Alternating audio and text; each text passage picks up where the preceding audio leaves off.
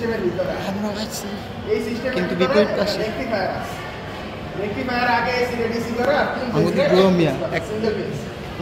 এটা যেহেতু brushless motor লেগে আমরা 3 ফেজ কারেন্ট ইউজ করতে হচ্ছে। 48 ভোল্ট 3 ফেজে ডিভাইড হয়ে যায়। এটা ডিপেন্ড করে হল সেন্সরের উপর।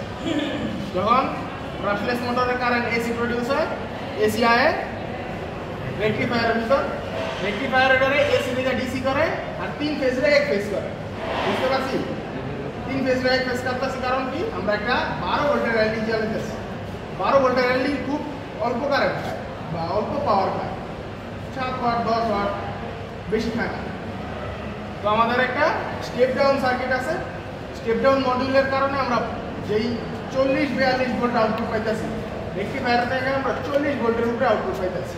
ওই আউটপুটটা আমরা স্টেপ ডাউন করে 12 ভোল্টে আনছি।